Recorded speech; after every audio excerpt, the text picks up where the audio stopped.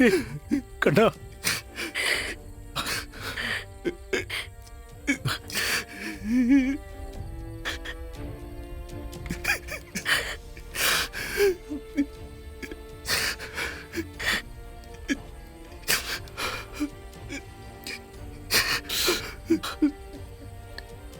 ரொம்ப நன்றி.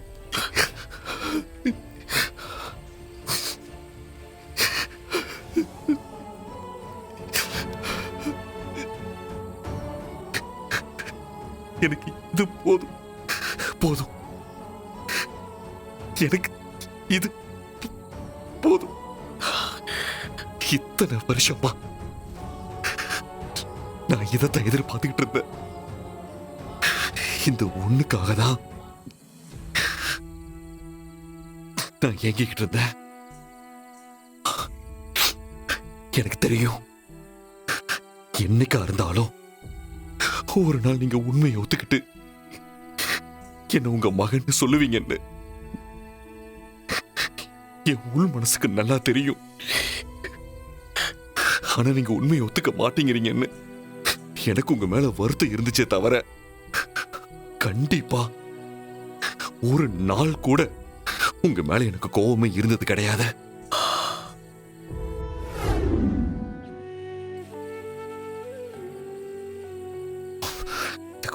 ஒரே ஒரு விஷயம். என்ன சொல்லு? நான் ஒரே ஒரு தடவை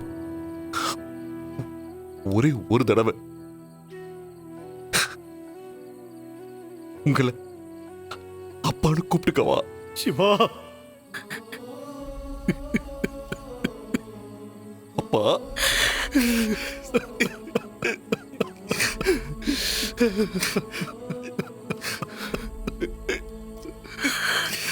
சிவா,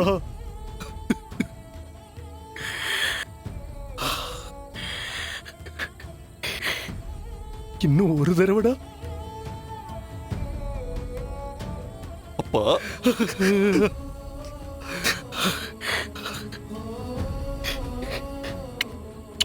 சிவா, சிவா,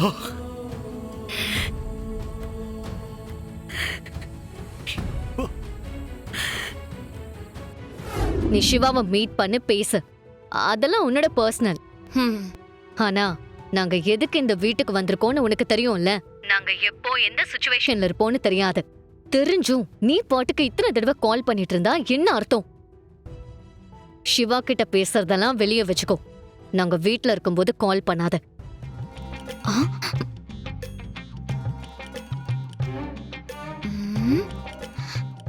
இப்ப நான் என்ன பண்ணிட்டேன்னு இவங்க இவ்ளோ கவலைப்படுறாங்க?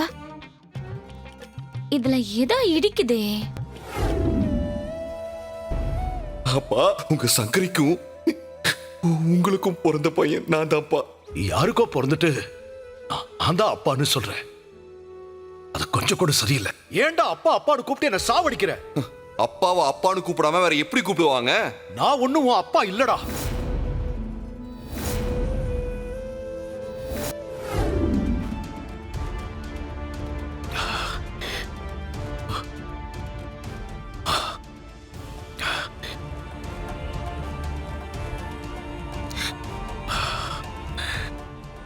என்னங்க, உங்க பையனை பத்தி யோசிச்சுட்டு இருக்கீங்களா? அதான் சிவாவை பத்தி யோசிச்சுட்டு இருக்கீங்களான்னு கேட்டேன். இல்லையே.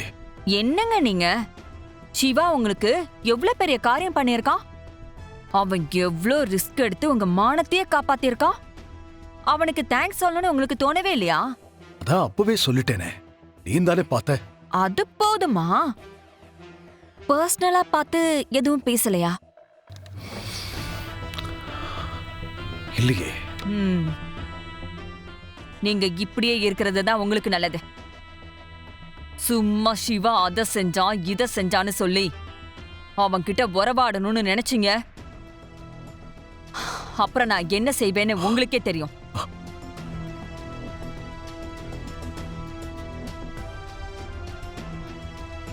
என்ன பாக்குறீங்க? உங்களே எதுவும் செய்ய மாட்டேன். நானும் என் பையன் கபிலனும் சூசைட் பண்ணி இறந்துருவோம். அதுக்கப்புறம் உங்க மூத்த பையனோட நிம்மதியா சந்தோஷமா வாழுங்க.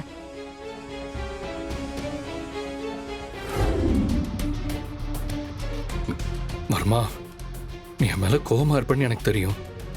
அதான் வர்மா, நானே உன்னை பார்க்க வந்திருக்கேன். என்னோட சூழ்நிலை அப்படி ஆயிடுச்சு வர்மா. நான் என்ன செய்வேன் சொல்லு? ஒரு பக்கம் நீ, இன்னொரு பக்கம் என் குடும்பத்தோட மானம், இன்னும் முக்கியமா என்னோட இமேஜ். இப்படி எல்லாத்துலயும் மாட்டிக்கிட்டா நான் என்ன வருமா செய்வேன்?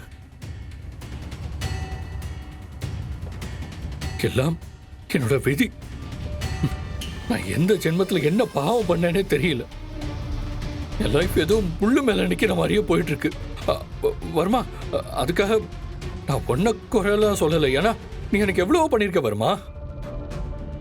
ஆனா நான் என்னையே நினைச்சுதான் நொந்து பேசுறேன்.